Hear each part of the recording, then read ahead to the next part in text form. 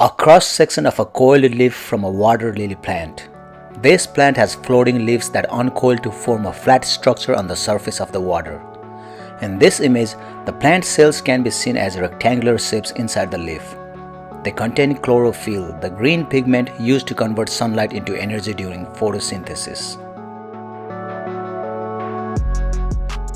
This is a non-biting midge, which is just a few millimeters long. One of their common names, dancing flies, is illuminating since the males gather into great swarms and perform an undulating mating dance. While walking or biking, one can easily run into one of these clouds, and although the flies do not bite, people with allergies can get a sneezing attack or a rash on their skin. These symptoms are triggered by a pigment of the larva which is still present in the adult flies. They fly into the mating cloud, copulate, lay their eggs in water, and then die. The females live only a couple of days.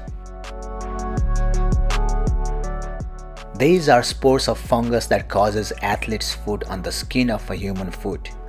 The fungus usually grows between the toes, but many spread to the bottom and sides of the foot. The spores can lie dormant for long periods until conditions are favorable for germination. Treatment involves keeping the infected area dry and using an antifungal powder. A close-up of a buttercup flower. In this image, the pistil can be seen in orange, which is surrounded by the stamens in purple. The pistil is the female reproductive structure of the flower that consists of the ovary, the style, and the stigma. The stamen is the male reproductive structure composed of a filament and an anther. The anthers produce pollen grains, each containing a male reproductive cell or gamete. Pollen is then transferred to the pistils of another buttercup plant, fertilizing it and initiating seed production. Book lungs of an orb weaver spider. A book lung is a form of respiratory organ found in certain air-breathing arachnid arthropods like scorpions and some spiders. Each book lung consists of a series of thin plates that are highly vascular and are arranged in relation to each other like the pages of a book. These plates extend into an internal pouch formed by the external skeleton that opens to the exterior by a small slit. This provides an extensive surface for the exchange of oxygen and carbon dioxide with the surrounding air. There are 4 pairs in scorpions and up to 2 in spiders. A black salt marsh mosquito. These mosquitoes live and breed in mostly salt marshes in coastal areas and occasionally in nearby freshwater pools. The adult female mosquito lays her eggs on the damp soil with spike grass or salt meadow hay. When the tides are high, these areas flood and the eggs hatch into larvae. The adult is a strong flyer and often migrates in large numbers to communities where they become serious pests, even many miles from the saltwater marshes. They are severe biters of humans, birds, and livestock along the southern coasts from North Carolina to Florida and in the Caribbean. They can also transmit dog heartworms, Venezuelan equine encephalitis, and West Nile virus. These are water-repellent hairs found on the leaves of water fern. Each hair, approximately a millimeter in length, is designed to trap a thin layer of air between the leaf and the surrounding water, thus increasing the plant's buoyancy and stability. This aquatic plant is considered an invasive pest, owing to its ability to grow quickly into thick mats up to 2 feet deep that essentially extinguishes all life in the depths beneath them.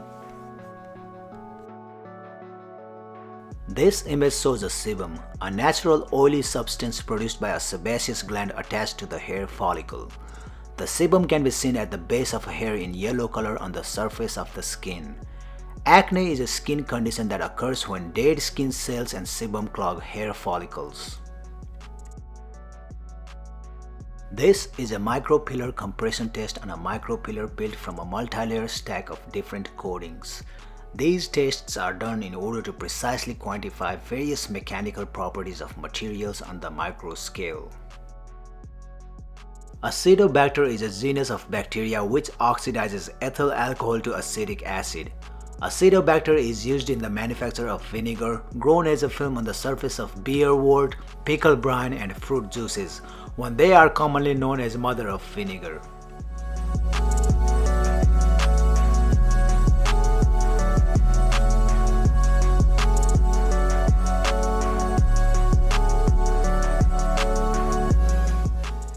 Shown here are scent cells on a rose petal.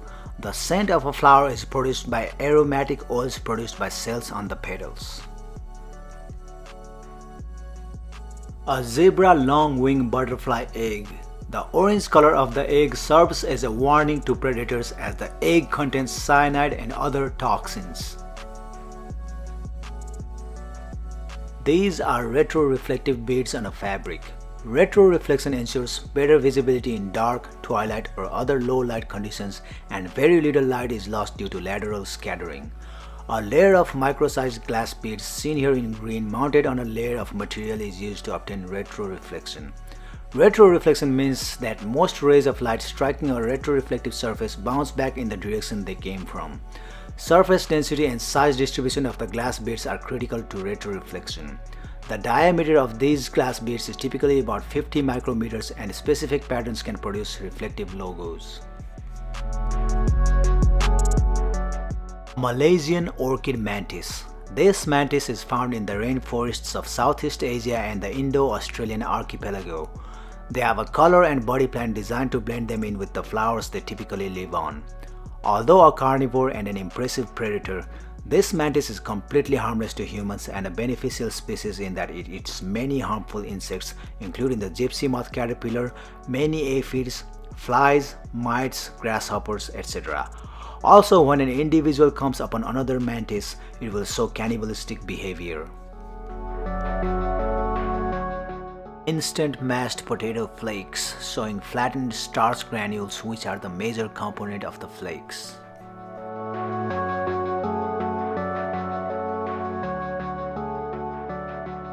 These are growing copper sulfate crystals.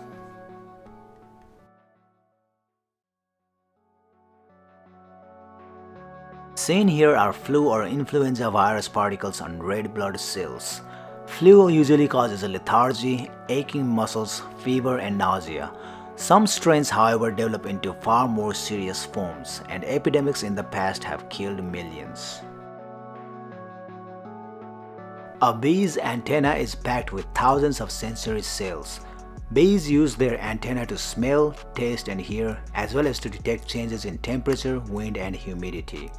These sense organs not only help the bee steer through the outside world, they also help it navigate the social world of the hive. Bees communicate in large part through chemical pheromones, with different odors signaling everything from an alarm to an individual bee's status. Pollen grains of a Venus flytrap. Pollen grains containing the male sex cells are reproductive structures produced by the male parts of flowering plants. The structure shown here is the hard outer casing called exine that protects the gametes during transit between flowers.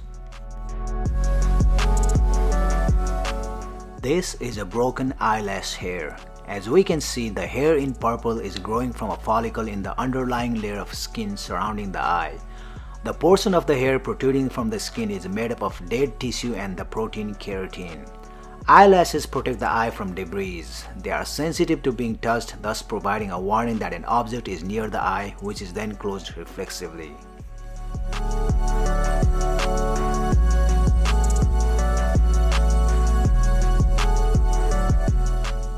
Gyrodactylus salaris are small aquatic parasites that live mainly on the skin and fins of freshwater fish, especially Atlantic salmon.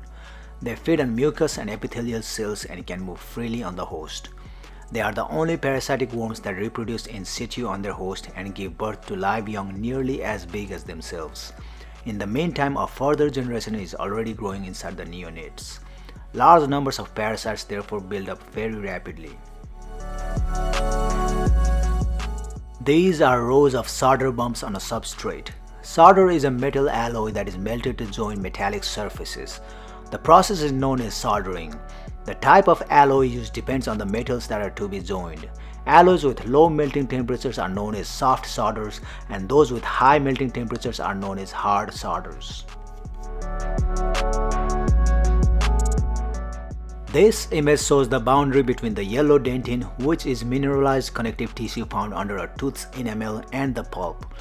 The pulp, which is the soft tissue containing nerves and blood vessels that make up the inner part of a tooth, has been removed to reveal the dental tubules or canaliculi. These tubules are minute holes in the dentin that have been formed by the cytoplasmic extensions shown in pink of odontoblast cells or dentin-producing cells. The odontoblast cells originate in the pulp and allow the dentin to rebuild itself, unlike enamel.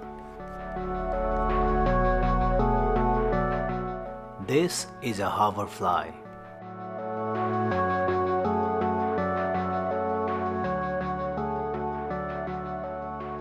Respiratory syncytial virus in cultured human lung epithelial A549 cells. RSV is a pneumovirus, a type of paramyxovirus.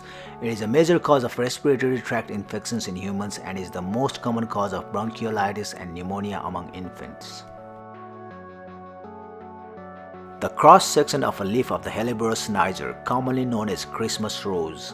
This rose is actually a member of the buttercup family and it flowers between December and March. The flower is saucer-shaped with 5 white petals. It has golden yellow anthers at center which contain the pollen. Around the anthers are the tubular nectaries in green which produce nectar to attract pollinating insects. Fractured surface of a piece of cheddar cheese.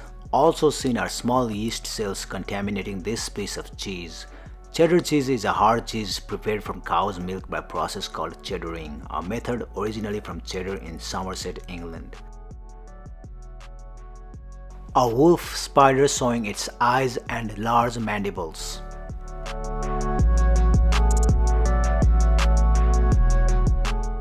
The surface of a Cape sundew seed. This carnivorous plant comes from the Cape region of South Africa and thrives in bogs, marshes, and wet grassland.